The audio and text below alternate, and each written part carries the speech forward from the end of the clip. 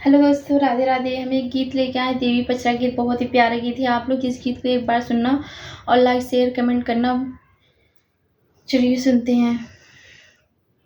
निमिया के डार मैया डालेली झूलुनवा, हो कि झूली झूली ना, हो कि झूली झूली ना।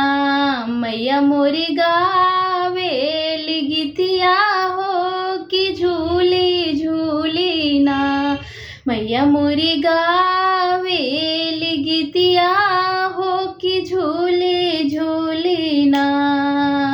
झूलते झूलते मैया लागेला पियसिया, हो कि चली दिहली ना, हो कि चली दिहली ना। मोरी मालिन दुअरवा, हो कि चली दिहली ना।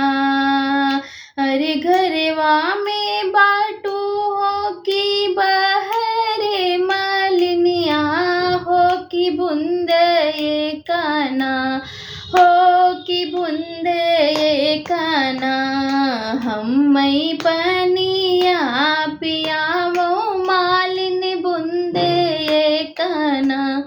हम्मई पनिया पियाओ मालिन बूंदे काना।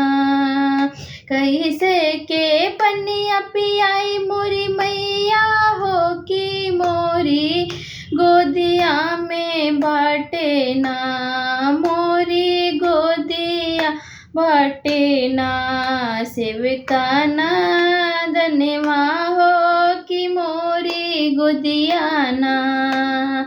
सेविका सूतावे मालिनी, हो कि काटे के खटुलवा, हो कि बूंदे काना। हमके पनिया पियावो, हो बूंदे काना। खट के खटुलवा मैया टूटी फूटी जई है, हो कि भुइया लोढ़े ना, हो कि भुइया लोढ़े ना। हमरा सेवका नदनवा, हो कि भुइया लोढ़े ना। सेवका सूतावेली मालिनी सोने के खटुलवा, हो कि बूंदे काना, हो कि बूंदे काना। हमके पनिया पियावो, हो कि बूंदे काना। अरे के हाथे लिहले मैया रेशम के डोरिया, हो कि दूसरे हाथे ना, हो दूसरे हाथे ना। लिहले सोने के घड़िलवा, हो दूसरे हाथे ना। अरे आवो ना आवो पियो मोरी मैया, हो कि मुख भरी ना, हो कि मुख भरी ना। हमके देहु ना असिसिया, हो कि मुखे भरी ना।